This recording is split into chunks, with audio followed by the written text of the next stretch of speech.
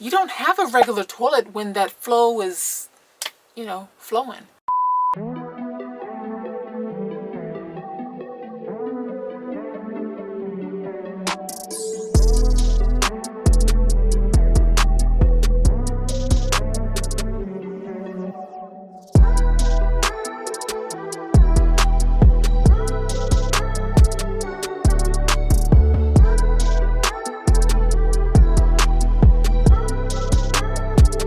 You exploring. You're such a happy dog.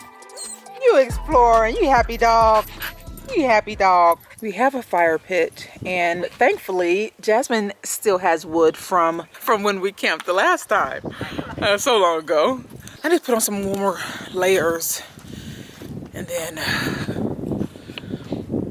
I don't know, probably start a fire because I'm cold. Maybe I can warm myself up. It's cold out here. The time has come for me to make our dinner. I am making shrimp and salmon fried rice. Why shrimp and salmon? Because I have leftover shrimp and salmon.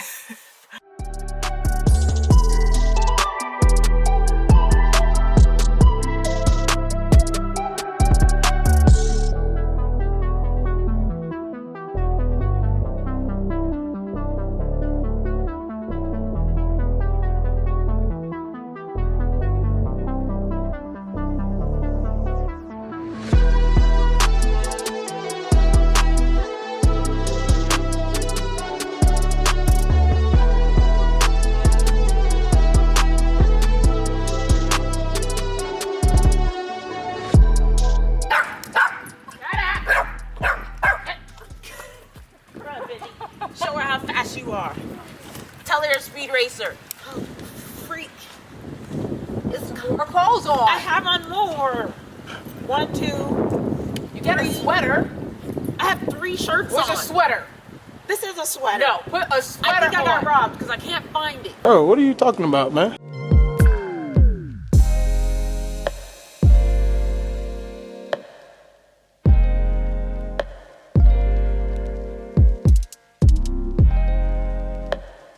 Guys, we have started our fire. It is a bit chilly, actually a little chillier than before because the wind is blowing extra.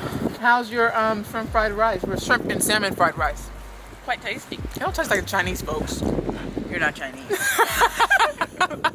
So we're kind of realizing that we started the fire a little bit too early. Jasmine's freezing, Ice is being ice, and then Benjamin is being annoying. Excuse me.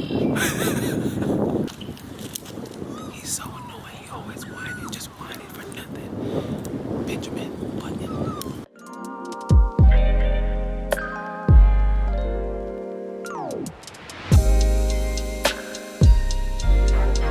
We have this little trail that leads a little further to the water from. Yeah. Oh, she waited. That was very nice. Good job, Ice. Okay. You need a tree, Mamacita. Guys, there's hope for Ice. There's hope. Okay, she has been and proved to be a good big sister. And he just follows everywhere she goes. He loves her. All right, let's do s'mores and then call it a night. It's still daylight. You talking about something's freezing? Well, now I'm a little warmer. Oh, right. Now you're a little warmer.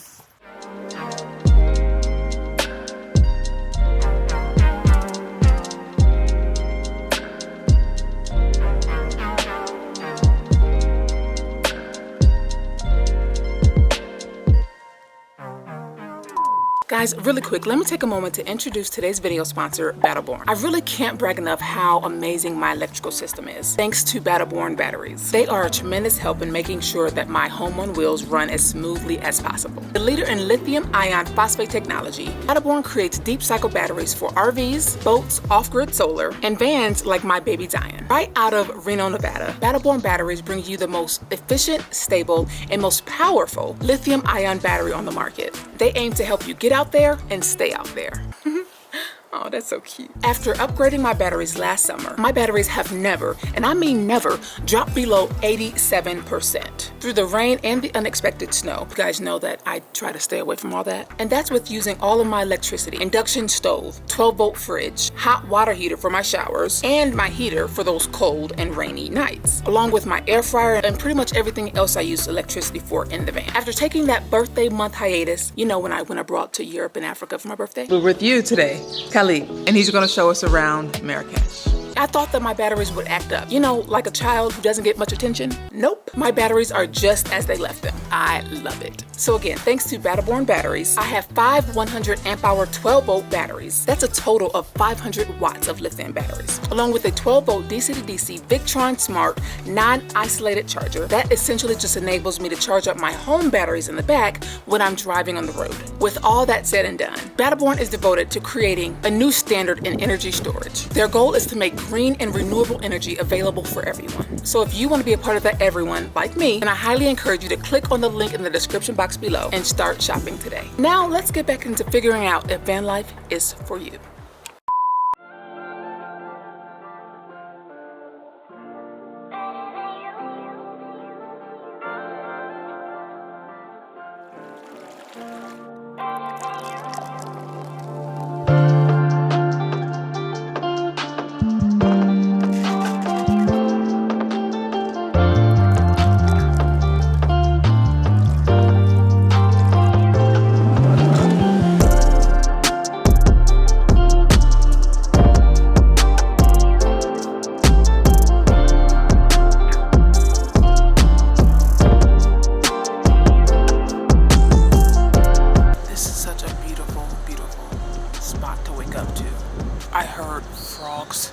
Ribbiting.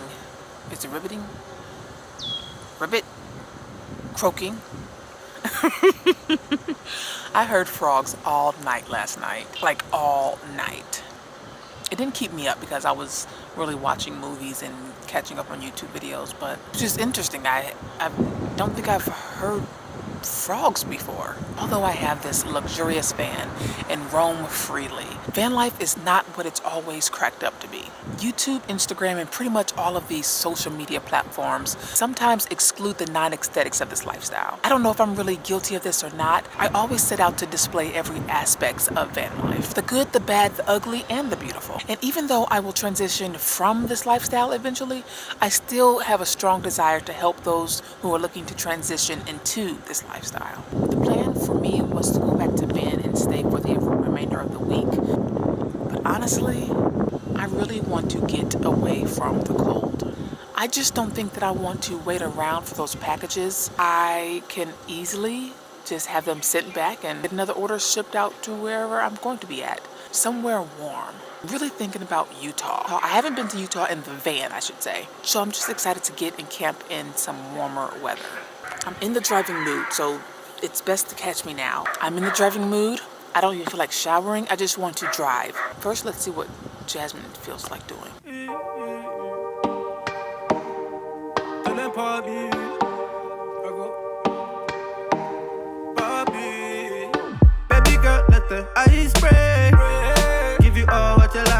Guys, 15 minutes later and we are on the road. I was not playing. Now that I got a taste of my camping lifestyle again, I really want to go and camp, like really camp and have a warmth camp experience, not a cold camp experience. So we are officially leaving the Pacific Northwest as of today. Bye, Oregon, one of my favorite states. I just cannot feel my fingers. On to our destination of Utah, but it'll be a couple days until we get there. So we're just gonna enjoy the journey. And while we're at it, on this route, we are going to figure out if van life is for you. Come on, you can ask and I never say no. You know what I say? Upgrade and nice, I can get you some. I met a girl from the UK. Guys, we still have 3 hours left to go. Stopped really quick to fill up some gas. As you can see, I wrapped the hair up. I am tired. How do we still have 3 hours and 20 minutes left? It was supposed to be a 5-hour, 20-minute drive. I don't get it. I don't get it at all. But our tank was almost on E. So, just counting. 63, 66, 67. Just counting. Okay. stretch. Ugh.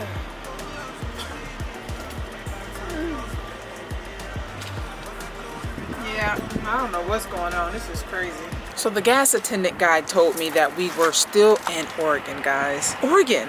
He said we have 2 more hours to reach the border of Idaho. We've been driving for 5 hours already. That number keep going up. Let's give it an exaggeration a little bit. This is just too long of a drive today on a period stomach. Don't say that. Cut that out. When you have fibroids. It's the worst day. All you have is globs of... Okay, I quit. What's wrong with you? Oh, but it's seriously, they're passing through and it really hurts. I'm talking to you. I'm talking about a real serious matter. Guys, we have 3 hours left. Just needed to stretch a bit and... Oh gosh, all right. Back on the road we go.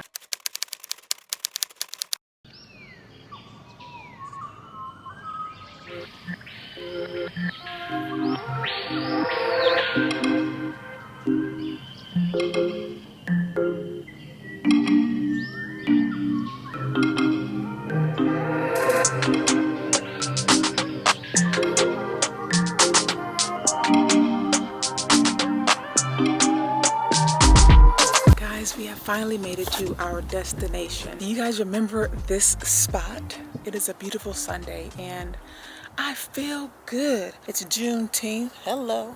All I wanted was some solitude, a great signal to work, and beautiful scenery. As you can see, I have the Jackery set up. It's been dead for a couple of days because I haven't been in a place where it's been sunny to where I can set it out to charge it up. You know, we're just finally getting our wishes right now. After driving a long 5-6 hour drive yesterday, Jasmine and I ended up stopping in Boise, Idaho, and I was through. I parked, showered, laid down, and fell asleep. And then today I knew that I didn't want to stay in Boise, Idaho. I really don't like being in towns if I could help it. I like to be out in the nature. I like to be in BLM lands or remote areas where I can just open my door and really be free. So although Jasmine had to stay behind in Idaho to get some stuff done, she also likes and doesn't mind to be in those towns and cities. I, on the other hand, do not. I drove 2 hours further east in Idaho, and I'm back at this spot where I remember so fondly where the waterfall is. I absolutely love it. Eventually we'll meet back up, but right now I'm going to enjoy my solitude because after all, I am a solo female traveler.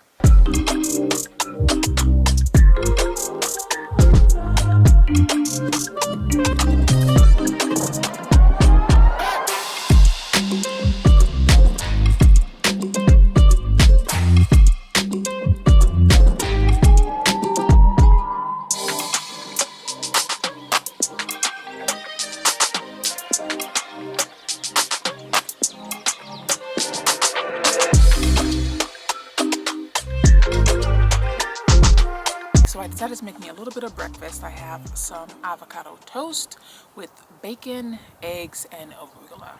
Guys, let's talk about what you might have clicked on the video for. Figuring out if van life is for you. Let me ask you some questions, and I really want you to take your time and think about your answers. Are you okay living with less? Living without the necessities that we pretty much take for granted, like water and electricity and space. When it comes to water, you won't have an endless supply of water. A lot of dishes to clean, which will use some water, and then soaking this will also use some water. Even if you have a shower in your van like I do, are you okay with either having a 3 to 4 to 5 minute shower or not showering every day? And when it comes to electricity use, it won't be the same as living domestically. Unless you have a phenomenal power bank like my Van Zion, and even then, you have to be mindful and intentional when it comes to electricity use. And then when it comes to space, not having the luxuries of all your shoes and clothes, jewelry, makeup, whatever other toiletries you need. Because as I begin to travel internationally for long periods of time,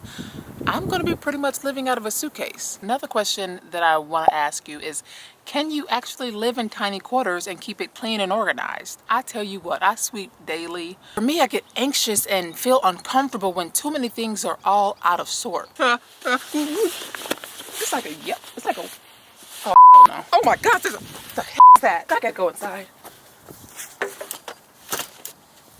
And for us females, yes, I am on the toilet, but for us females, dealing with the icky stuff, especially your menstruation. You don't have a regular toilet when that flow is, you know, flowing. So that pretty much means that when you're on your flow and your flow is flowing into the toilet, it's going to sit there until you dump the toilet and clean the toilet.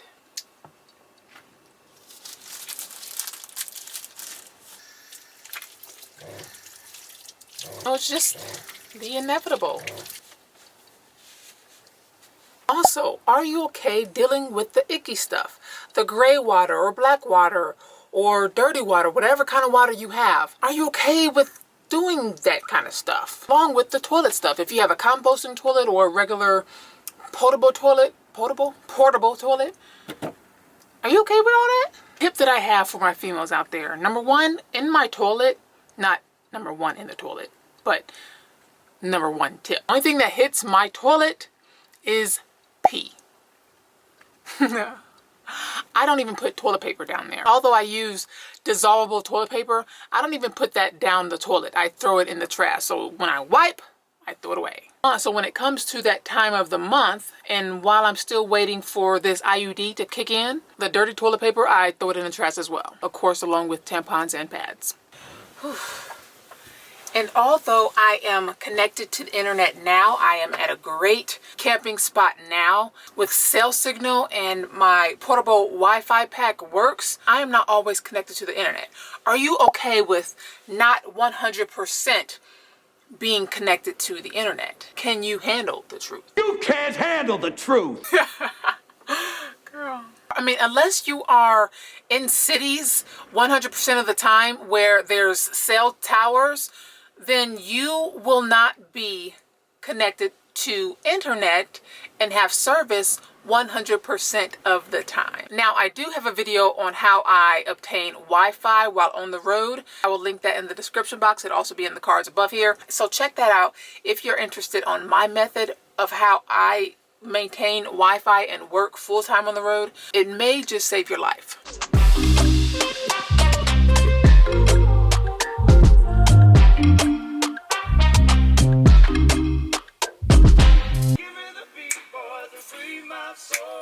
Wanna get lost in your rock and roll and drift away.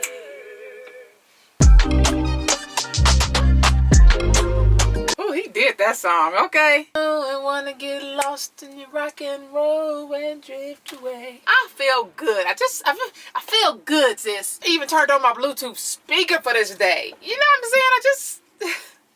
This is just a great day. I love it. Okay, it's time to take a break from work. I did a little workout here in front of the van. What a nice view to do a workout in. This view is just, I just can't. It's just so beautiful.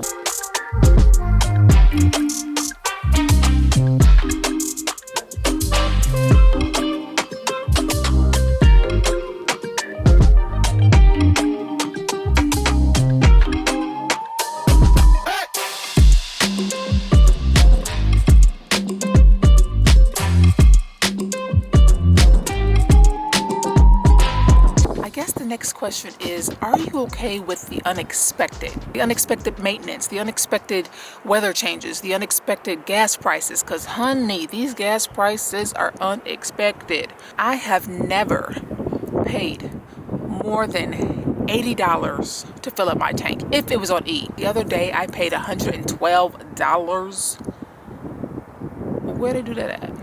In America, I guess. Oof.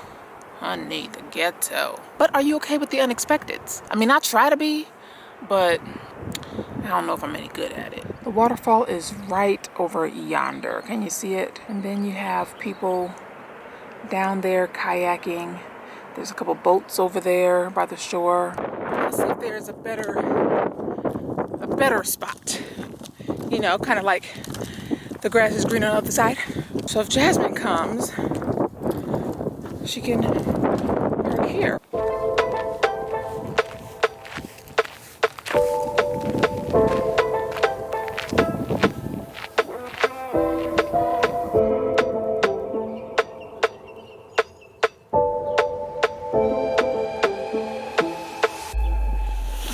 Guys, as the day is passing by, it's 5:20. I've eaten and I'm just sitting out because it's so gorgeous. I'm telling you, I don't know how many times I have to say it for me to stop saying it, but this is all I've ever asked for.